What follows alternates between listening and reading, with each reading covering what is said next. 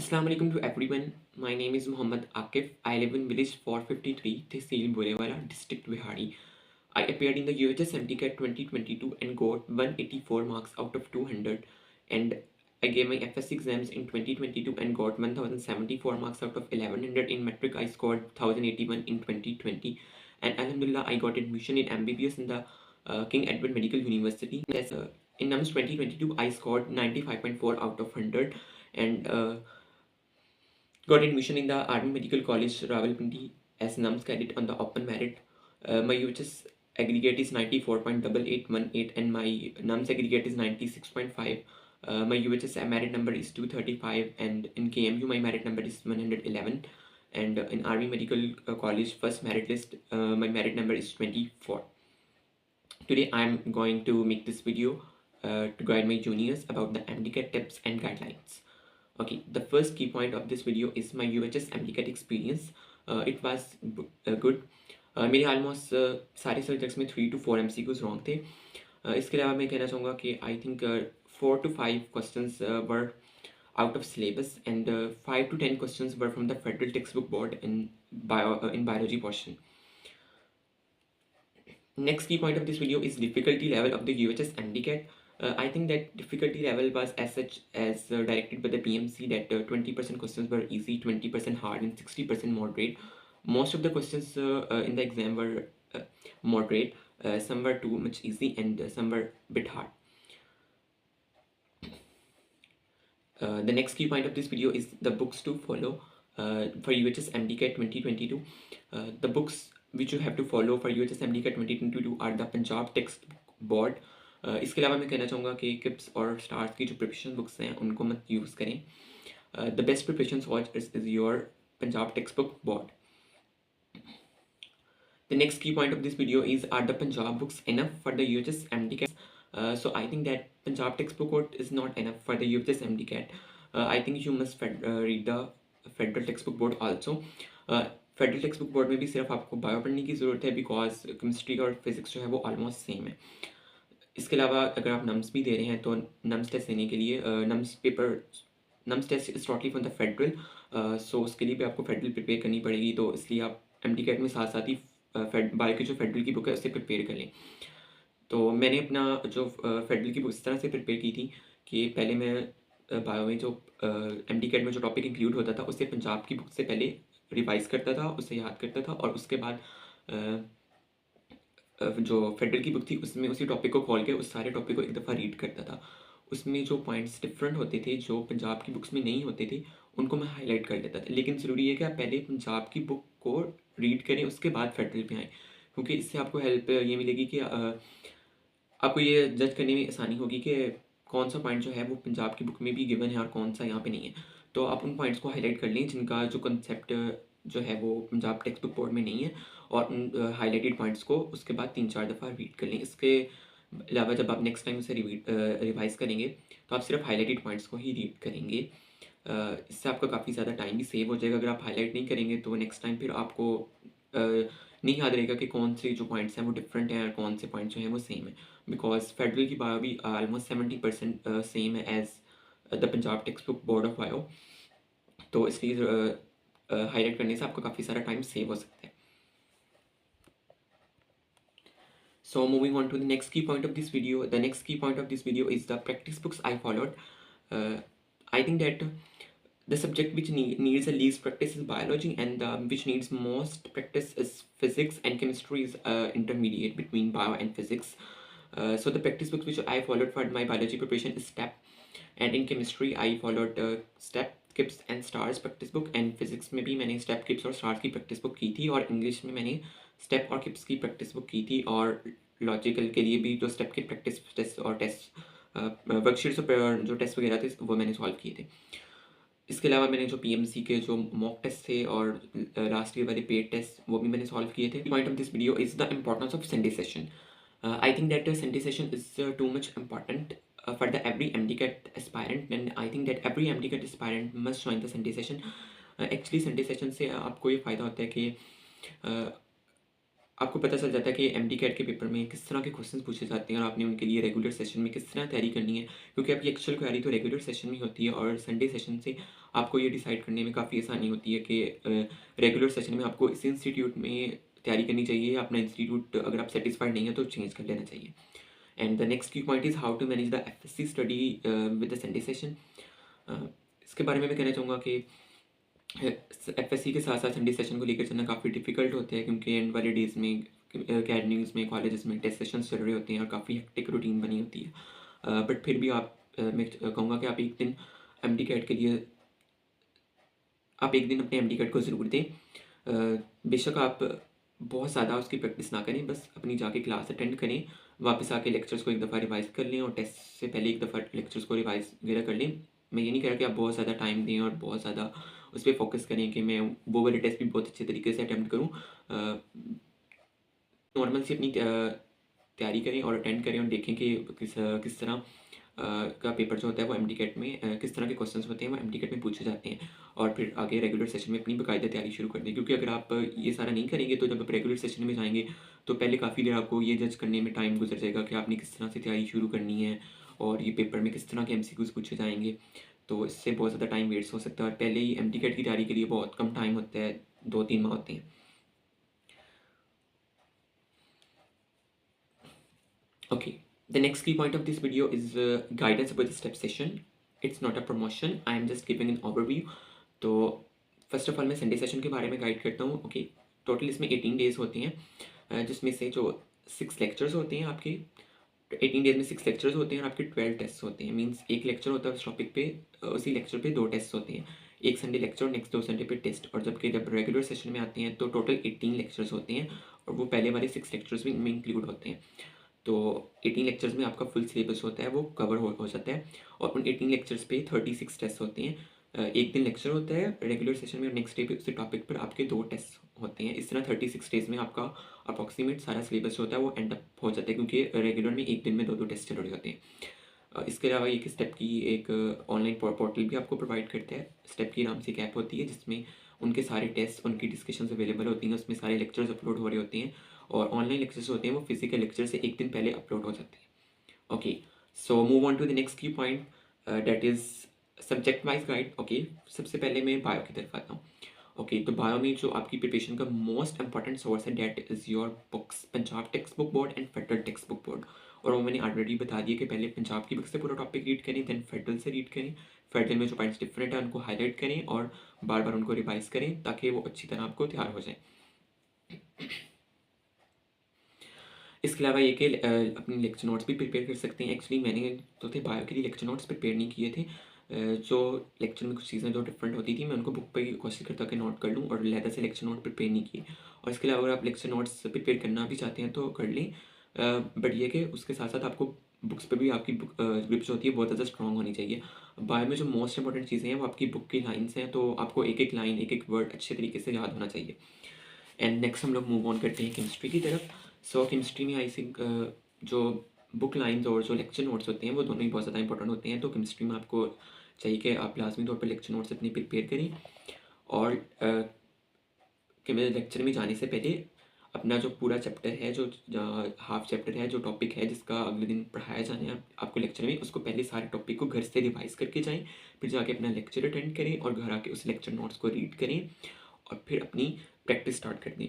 Means अपनी पहले practice वगैरह करें, जितने जो वर्कशीट्स वगैरह हैं, जो प्रैक्टिस बुक्स में जो दिया हुआ मटेरियल उसको सॉल्व करें और उसके बाद फिर आप उसके बाद अपनी फिर आप टेस्ट सॉल्व करने की तरफ जाएँ। और बायो में भी यही रूटीन करें, फॉलो करें। आप पहले जो है अपनी सारी जो टॉपिक्स हैं उनको घर से पहले रिवाइज करके जाएँ, फिर अपना लेक्चर अटेंड करें और फिर वापस आकर फिर एक दफ़ा से रिवाइज करके फिर अपनी प्रैक्टिस स्टार्ट कर दें। ओके, सो अब हम लोग आगे मूव करते हैं कि फिज़िक्स की तरफ। ओके, फिज़िक्स जो होती है एमडी कैट में काफ़ी ज़्यादा कंसेप्चुअल होती है।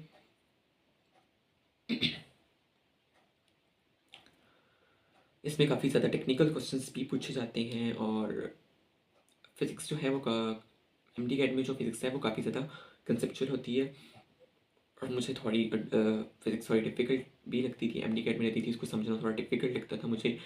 तो इसमें मैं इस तरह करता था कि जैसे मैंने अभी पहले एक और की पॉइंट में आपको बताया था कि जो ऑनलाइन लेक्चर्स होते हैं स्टेप के, वो फिजिकल लेक्चर्स एक दिन पहले अपलोड हो जाते हैं, तो मैं पहले ऑनलाइन लेक्चर सुनता था, वहाँ पे उससे नोट कर लेता था, अगले दिन फिर अपनी फिजिकल क्लास में जाके फिर दोबारा वही सारे लेक्चर अटेंड करता था, जिससे मुझे वो एक लेक्चर जो होता था, एक टॉपिक 2 दफ़ा समझ आता था, तो मुझे वो बहुत अच्छे तरीके से उस सारे टॉपिक के जो सारे कंसेप्ट होते थे वो क्लियर हो जाते थे। इसके अलावा ये कि आपको नोट करने में भी कोई डिफ़िकल्टी नहीं होती, क्योंकि क्लास में काफ़ी फास्टली काम चल रहा होता है और आपको नोट करने में भी काफ़ी डिफ़िकल्टी होती है। इसके अलावा फिज़िक्स में वैसे भी आपने मतलब काफ़ी ज़्यादा कंसंट्रेट करना होता है समझने पर, तो वो फिर थोड़ा डिफ़िकल्ट हो जाता है। और घर में तो अगर आप ऑनलाइन लेक्चर सुन रहे हैं तो एक्चुअली तो आप उसे पॉज़ एंड स्टॉप भी कर सकते हैं जो स्टेप की, लेकिन एक्चुअली जो लेक्चर्स होते हैं वो लाइव नहीं होते, वो रिकॉर्डेड लेक्चर्स पड़े होते हैं हेड ऑफ़िस के। ओके, तो आगे हम लोग मूव करते हैं इंग्लिश की तरफ। तो इंग्लिश में जो मैंने प्रिपरेशन के लिए बुक यूज़ की थी वो किप्स की प्रैक्टिस बुक थी, जो कि मैं कहूँगा कि बहुत ज़्यादा अच्छी थी, और उनकी मैंने प्रैक्टिस बुक्स भी की थी और प्रेप बुक भी की थी। प्रेप बुक में जो थे रूल्स काफ़ी अच्छे तरीके से लिखे गए थे और एग्जांपल्स के साथ उनको मेंशन किया गया था, जिससे समझने में काफ़ी आसानी रहती थी। और इसके अलावा स्टेप के भी मैंने लेक्चर नोट्स वगैरह बनाए थे इंग्लिश के लिए, और उनको भी मैं प्रिपेयर करता था। इसके अलावा हम लोग बात करना चाहूँगा इंग्लिश की वोकेबलरी के बारे में, जो कि एक बहुत ही कंट्रोवर्शियल टॉपिक है, क्योंकि जब कुछ साल पहले पीएमडीसी थी तो यूएचएस सब एग्जाम कंडक्ट करता था, उस वक्त वोकैब का एक पूरा सिलेबस था जिसमें कुछ वर्ड्स गिवन थे और उनके सिनोनिम्स और एंटोनिम्स पूछे जाते थे। लेकिन करंटली जो है, जब से पीएमसी आई है, तो वोकैबलरी का कोई भी सिलेबस नहीं है और आपको कोई भी एमसीक्यू आ सकता है। तो इसलिए स्टेप वालों ने, किप्स वालों ने सबने अपनी अलग-अलग वोकैबलरी के लिए प्रिपरेशन बुक्स बनाई हुई हैं, और मतलब उसमें वो 400 500 वर्ड्स करवाते हैं। जैसे स्टेप वालों ने हमें 500 वर्ड्स जो थी उनकी वोकैब तैयार करवाई थी। तो मैं कहूँगा कि इंग्लिश की जो वोकैबलरी को प्रिपेयर करना था वो एमडी कैट का सबसे डिफ़िकल्ट पोर्शन था मेरे लिए, और इसको तैयार करने में बहुत ज़्यादा टाइम कंज्यूम होता था मेरा। तो एक्चुअली मैंने जो 500 वर्ड्स थे हमें 5 पोर्शंस में करवाए गए थे, मतलब 100 वर्ड्स एक दफ़ा, फिर 100 वर्ड्स, फिर 100 वर्ड्स। तो मैंने पहले जो फर्स्ट 2 लिस्ट थी जिनमें 100 वर्ड्स थे उनको मैंने तैयार करने की काफ़ी ज़्यादा कोशिश की थी। एक्चुअली उसमें ये होता था कि बहुत ज़्यादा टाइम कंज्यूम होता था और फिर मुझे याद होते थे और फिर कुछ दिनों बाद भूल जाते थे। तो ये चीज़ मुझे काफ़ी ज़्यादा डिफ़िकल्ट लग रही थी, और फिर ये भी कंफर्म नहीं था कि पता नहीं जो वर्ड्स करवाए जा रहे हैं वो आएँगे भी या नहीं, और मे बी आपके जो एफएससी में जो आपने वोकैब वगैरह तैयार किया उसमें से आ जाएँ। तो फिर मैंने किया कि मैंने वोकैबलरी को तैयार करना छोड़ दिया, और लिटरली मैंने उसके बाद एंड तक वोकैबलरी को बिल्कुल भी तैयार नहीं किया, क्योंकि और मैं आपको यही रिकमेंड करूँगा कि अगर तो आपको वोकैब में इंटरेस्ट है और आप वोकैब अच्छे आसानी से लर्न कर सकते हैं तो आप उसे तैयार कर लें।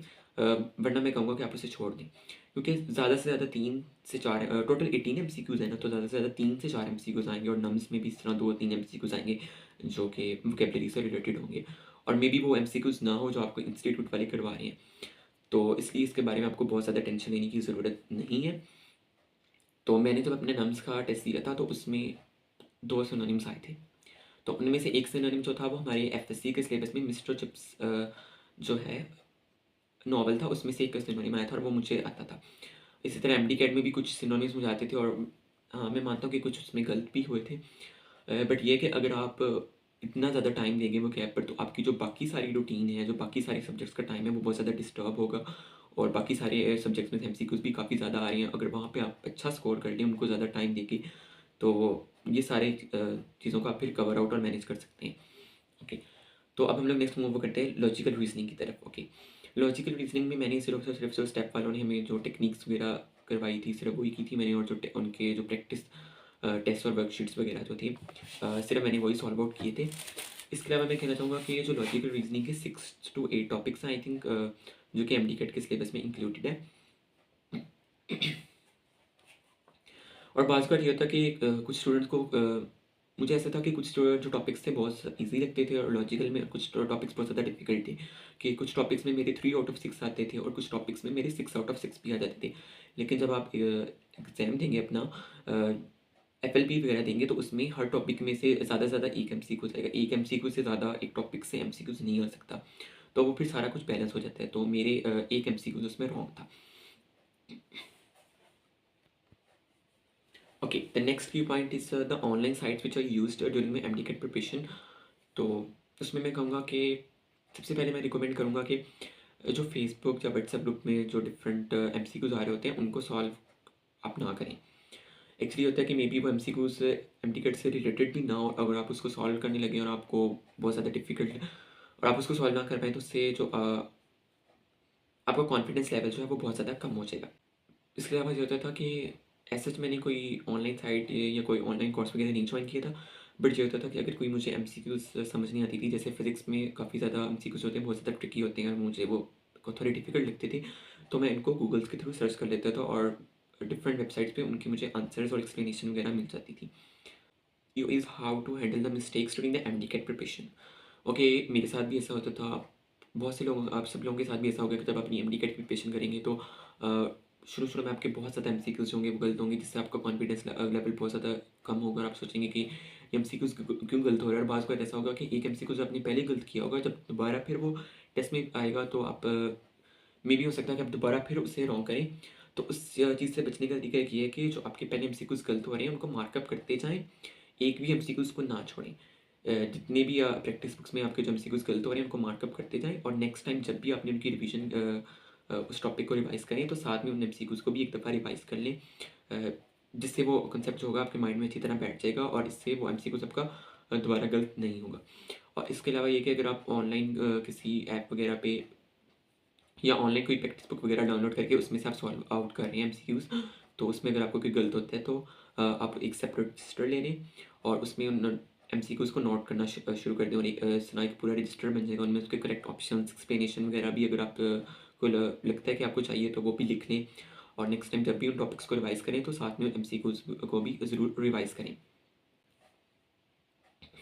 और आपका क्रैश टेस्ट सेशन स्टार्ट हो जाता है, जब आपका सारा जो सिलेबस होता है वो एंड अप हो जाता है, तो फिर आपको एक दफ़ा फिर मौका मिल जाता है कि आप एक दफ़ा फिर से सारे सिलेबस को रिवाइज़ कर लें और जो कोई कमी रहेगी उसे पूरा कर लें।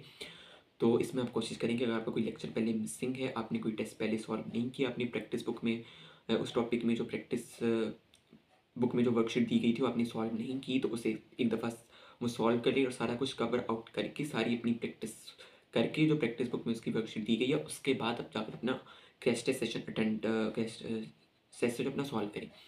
मैंने एक्चुअली क्रैश टेस्ट सेशन में जो थे फिजिकल क्लासेस जो अटेंड करना छोड़ दी थी और मैं घर में, क्योंकि मैंने जैसे पहले बताया कि स्टेप के जो होते हैं सारे टेस्ट होते हैं वो ऑनलाइन अपलोड होते रहते हैं, उनकी डिस्कशंस भी अवेलेबल होती हैं, तो मैं घर में ही सारा दिन तैयारी करता था और टेस्ट सॉल्व करता था और फिर उसकी डिस्कशन सुन लेता था। एक्चुअली इससे आपका बहुत ज़्यादा टाइम सेव हो जाता है, क्योंकि अगर आप फिजिकल क्लास जाके अटेंड करेंगे तो वहाँ पे 5-6 घंटे की डिस्कशन होगी और आपको वो सारी की सारी डिस्कशन सुननी पड़ेगी, क्योंकि आप अगर आप टेस्ट अटेम्प्ट करते हैं तो राउंड अबाउट आपकी 20-30 एमसीक्यूज रॉन्ग होते हैं, 10 होते हैं। तो अगर आप फिजिकल क्लास अटेंड करें तो आपको सारी जो एमसीक्यूज हैं उनकी डिस्कशन सुननी पड़ेगी, जिससे काफ़ी ज़्यादा टाइम कंज्यूम हो जाएगा और उस वक्त। और लेकिन अगर आप घर में ऑनलाइन डिस्कशन सुनेंगे तो स्टेप के, क्योंकि रिकॉर्डेड लेक्चर्स होते हैं तो आप उन्हें फॉरवर्ड भी कर सकते हैं। तो मेरे जो एमसीक्यूज रॉन्ग होते थे मैं सिर्फ उनकी डिस्कशन सुनता था और उनको रजिस्टर में नोट अप करता रहता था ताकि मैं नेक्स्ट टाइम उन्हें दोबारा रिपीट कर लूँ। तो इस तरह काफ़ी ज़्यादा टाइम सेव हो जाता था और घर में जब मैं ऑनलाइन डिस्कशन सुनता था तो अप्रॉक्सीमेटली 30 मिनट्स टू 60 मिनट्स में मैं सारी डिस्कशन जो होती थी वो मैं कंप्लीट कर लेता था जो मेरे एमसीक्यूज रॉन्ग होते थे उनकी। Okay, so the next key point of this video is last 10 days revision. Okay, her MDCAT aspirant को चाहिए कि वो लास्ट 10 डेज में मुकम्मल तौर पर रिवीजन करे और अपने इंस्टीट्यूट जाना इस दौरान बिल्कुल छोड़ दे। और आई थिंक जो लास्ट 10 डेज होते हैं उनमें ज़्यादातर एफएलपीज वगैरह चल रहे होते हैं, तो आप कोशिश करें कि उनको घर पर ही ऑनलाइन सॉल्व कर लें। तो लास्ट 10 डेज में मैंने इस तरह से रिवीजन की थी कि अप्रॉक्सीमेटली मैंने 3 टाइम्स रिवीजन की थी, first in the 5 days, then in 3 days and then in 2 days. Okay, तो एटलीस्ट लास्ट 10 डेज में आपको 2 टाइम्स रिवीजन करनी ही चाहिए। और लास्ट 10 डेज में जो आप रिवीजन करें कोशिश करें कि इसमें आप अपने एफएलपी भी सॉल्व कर लें, जिससे आपको टाइम मैनेजमेंट में और स्ट्रेस को मैनेज करने में आपको काफ़ी ज़्यादा हेल्प होगी और आपका कॉन्फिडेंस लेवल भी थोड़ा बूस्ट अप हो जाएगा। तो जब आप एक रिवीजन अपनी कंप्लीट कर लें, फिर कुछ एफएलपी सॉल्व कर लें, फिर सेकंड रिवीजन के बाद कुछ एफएलपी सॉल्व कर लें, तो इस तरह आपकी प्रिपरेशन कंप्लीट हो जाएगी। ओके, की point of this video is a day before MDCAT. Okay, I think जब डे बिफोर एमडीकेट है उसमें आपको रेस्ट करना चाहिए और एमडीकेट से एक दिन पहले दिन आप उस दिन बहुत ज़्यादा ना पढ़ें। आप अपना दोपहर तक उस दिन जो है अपना काम वगैरह ख़त्म कर लें ताकि आप रात को जल्दी सो जाएं, अपनी नींद पूरी करें और शाम को भी मतलब आप रिलैक्स रहें। कोशिश करें कि आप दोपहर तक अपना सारा काम जो है कंप्लीट कर लें। एक्चुअली मैंने अपने लास्ट डे में इस तरह किया था, नम से पहले भी और अपनी एमडीकेट से पहले भी, कि मैंने जो इंग्लिश के जो सारे ग्रामेटिकल रूल्स वगैरह थे उन सबको रिवाइज़ किया था और इसके अलावा ये देखिए जो फेडरल की बुक्स थी उनमें जो हाइलाइटेड पॉइंट्स थे उनको मैंने एक दफ़ा रिवाइज़ किया था, क्योंकि जो पंजाब की बुक्स हैं वो तो मैंने 2 साल पढ़ी हुई थी, वो मुझे अच्छे तरीके से सारी चीज़ें फिंगर टिप्स पर थी। तो इस वजह से मैंने उनको रीड किया था, और जो कि अप्रॉक्सिमेटली मैंने दोपहर तक सारा कुछ कंप्लीट कर लिया था। और नम्स में भी इसी तरह से मेरी रूटीन रही थी, और एमटीकेट में भी कि मैंने 2 टू 3 टाइम्स नम्स से पहले भी मैंने अपना 2-3 दफ़ा सिलेबस रिवाइज़ किया था, और एमटीकेट से पहले भी मैंने अपना 3 दफ़ा सिलेबस रिवाइज़ किया था। Okay, so the next key point is the MTCAT versus NUMS. So I think that NUMS is relatively more easier than MTCAT. और सबसे ज़्यादा जो डिफरेंस होता है नम्स और MTCAT में वो फिजिक्स वाले पोर्शन में होता है। नम्स में जो फिजिक्स वाला पोर्शन होता है उसमें थ्योरेटिकल क्वेश्चन ज़्यादा होते हैं, जबकि MTCAT में जो होता है जो फिजिक्स का पोर्शन होता है उसमें न्यूमेरिकल टाइप क्वेश्चन जो होते हैं वो बहुत ज़्यादा होते हैं। इसके अलावा मैं भी कहना चाहूँगा कि how I attempted my MTCAT paper. तो मैंने अपने MTCAT का जो पेपर था वो मैंने 2 राउंड्स में कंप्लीट किया था। सबसे पहले मैंने जब सॉल्व करना शुरू किया तो उनमें कुछ एमसीक्यू जो मुझे बहुत ज़्यादा डिफ़िकल्ट लग रहे थे, या जिन पे मुझे लग रहा था बहुत ज़्यादा टाइम कंज्यूमिंग है, तो उनको मैंने छोड़ दिया और ये सारे मैं एमसीक्यू सॉल्व करता गया। और जब सेकंड राउंड आया तो मैंने उन सारे एमसीक्यूज़ को भी दोबारा और सेकंड राउंड में उन सारे एमसीक्यूज़ को भी मैंने सॉल्व आउट कर लिया, और अप्रॉक्सीमेटली 30 टू 35 मिनट्स पहले मैंने अपने MTCAT का जो पेपर था वो सॉल्व कर लिया था। और स्टूडेंट्स को कहते हैं ऐसा नहीं कि उन्होंने अपने MTCAT का पेपर कंप्लीट नहीं कर सके क्योंकि टाइम शॉर्टेज की वजह से अपने टाइम को मैनेज नहीं कर पाए। Actually I think that time जो होता है वो मोर देन एनफ होता है। आपको पहले से उसकी तैयारी करनी चाहिए, बस उस टाइम पे अपनी अपनी नर्व्स को कंट्रोल करना है, अपने स्ट्रेस को मैनेज करना है। एक एमसीक्यू तो आपको नहीं आ रहा, उस पेपर बहुत ज़्यादा अपना टाइम स्पेंड ना करें, नेक्स्ट एमसीक्यूज़ पे चले जाएँ और उस एमसीक्यूज़ को आप एंड पे देख लें, क्योंकि उसकी वजह से अगले 5 एमसीक्यूज़ का आपका टाइम जो है वो डिस्टर्ब अप हो रहा है। इसके अलावा मैं कहना चाहूँगा कि मैंने अपना भी एक यूट्यूब चैनल बनाया हुआ है, डॉक्टर आकिफ केमकॉलियन 27 के नाम से। तो फर्दर डिटेल्स के लिए आप उस चैनल को भी विजिट कर सकते हैं, और उसका जो लिंक है वो डिस्क्रिप्शन में ऐड है। और इसके अलावा इस वीडियो को ज़रूर लाइक, सब्सक्राइब और शेयर कीजिएगा। Thank you everyone for watching this video.